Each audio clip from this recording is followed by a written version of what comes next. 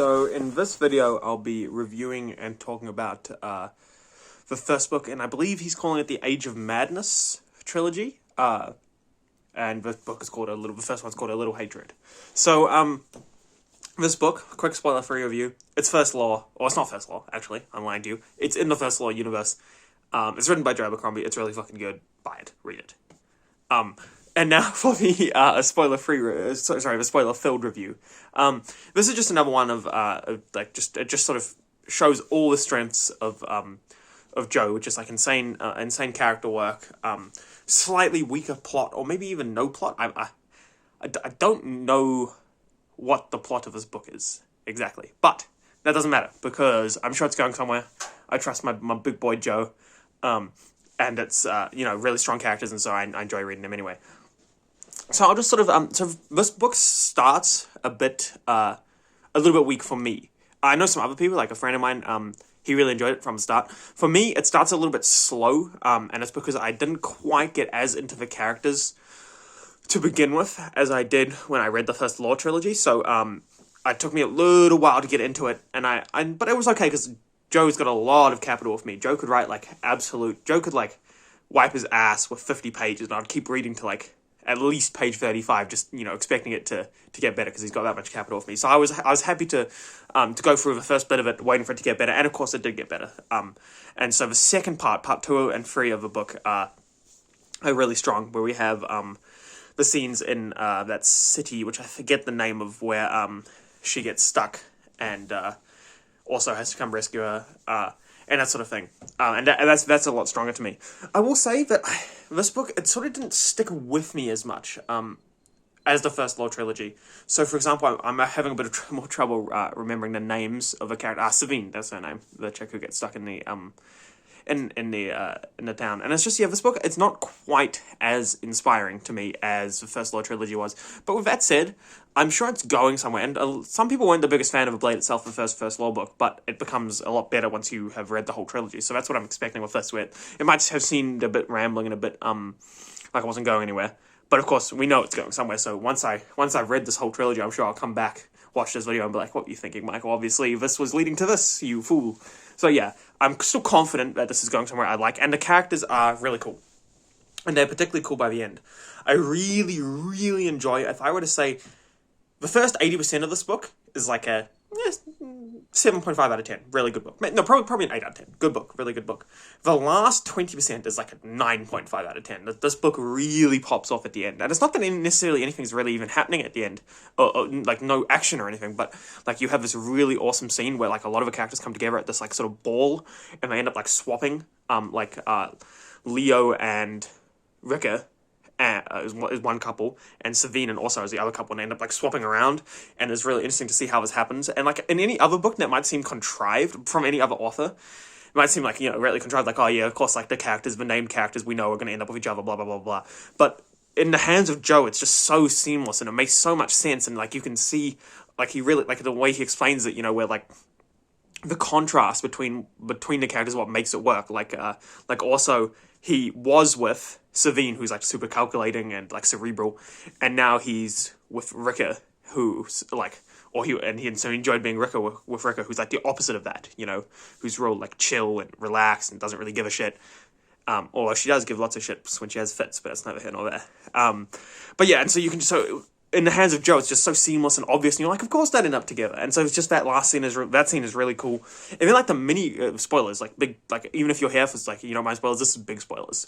So but like that last scene with like the basically red wedding minus the wedding, where Scale gets killed by his nephew, and that's just like brilliant. And you've got these like characters who are like supposedly big brain, like Clover and what's his name, Scale's brother.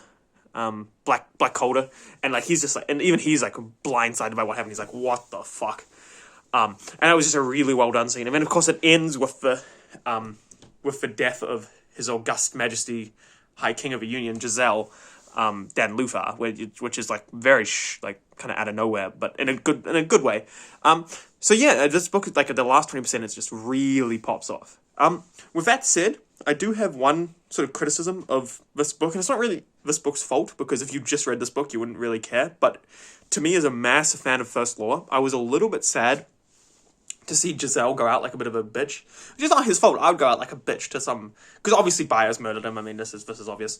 And I'd go out like a bit of a bitch if some like all powerful wizard tried to murder me as well. But with that said, it's just a little bit unfortunate because we spend so much time in the First Law trilogy, like understanding Giselle and seeing why he is the way he is and what he turns into, and he like has character growth and he becomes a better person and blah blah blah. You know, hero's journey, literally a hero's journey. In fact, the second book, before they hanged, is basically just Joe Abercrombie being like, "Yes, I will copy off the hero's journey," and it will be a big meme. And so to see that all that happened, and then just to see Giselle just sort of die in his 50s in his bed, by being murdered by some wizard, it's just, and I get that it's all about authorial intent. If you're Joe, like he obviously is achieving what he wants to achieve. He wants also to be king so he can do his whatever, wherever the series is going, and I get that. But for me, it felt a little bit sad and a little bit unsatisfying, and not necessarily sad in a good way.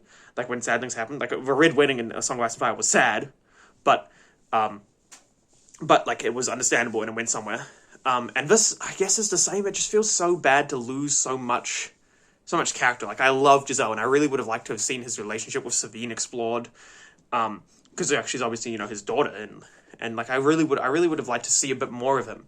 And I felt like this book, and Joe's obviously he's trying to do, he's trying to like have a new series. He doesn't just want like Logan Ninefingers isn't gonna like pop up and in these books and like say hi or whatever. So he's obviously trying to not spend too much time on the older characters like Giselle and stuff. But I was a little bit sad that this book was so light on Giselle and ends with his death, so we every book from now on is going to be quite light on Giselle. And so yeah, I was a little bit sad to sort of lose him as a character. But other than that and like the start being a bit slow are my only criticisms of this book. Everything else is great. I mean, it's Joe, it has that thing I was talking about in my last video where it's just got that vibe, that atmosphere. And he particularly really captures that atmosphere with this, because he's going for this Industrial Revolution theme. And so, he really gives you the idea that it's like smog in the air and it's like chimneys and it's like grimy and oh my god, this is unrelated to like lots of stuff, but just that scene where the kid, it's like a chimney sweep, I think, and he's in the chimney and like the fire gets lit accidentally, I believe is what happened, and he like burns to death. That scene is so visceral and like gut-wrenching, where Broad like reaches for his arm and he's like thinks that his clothes are coming off, but it's not his clothes, it's his like skin and flesh, and it's like a little kid, and I was like, this like really got to me. I was like, oh my god, ugh. Like I felt like emotional almost, and it's just how good Joe is about, because everybody, I talk about in my videos, I talk about how his characters are good, his atmosphere is good, and all that, but like what I sometimes forget is just how good his prose is. If Joe Abercrombie wants to describe something to you, he will fucking describe it to you. And, he's not going to go full Tolkien and write you a poem, but he's going to, you are going to get the idea, and when you get the idea, like, say with the scene with the kid, you are going to, it's going to hit you. Like, he almost has, I feel like the way he writes, to me, at least personally, is that he's got, this little lever where it's this will open Michael up emotionally. Like, maybe it's, and he just flicks that lever before he delivers these, gut punches. And that's just, I just think that's how talented he is with his prose, with his, not just with what's happening, because, he's obviously good at writing that, but the way he describes it and the way he presents it to you is just really, powerful. So yeah, great book, would recommend. Not, if I were to give, compare it to the first trilogy, it's not as strong as the first trilogy, but that's obviously a pretty cerebral comparison, because, the first trilogy has the advantage of having an entire, trilogy behind it, whereas this one is just the one book. So obviously once I've read the whole thing, then I'll probably come back and like I said, understand that this book is actually a lot better than even I thought it was, and I still think it's pretty good. So yeah, there's that. And of course, like I said in the last video, same thing, this is by the same audiobook narrator, so if you're into audiobooks, can't recommend the audiobook enough, because Stephen Pacey is really good at what he does. So yeah, thanks very much for watching, and I'll see you next time.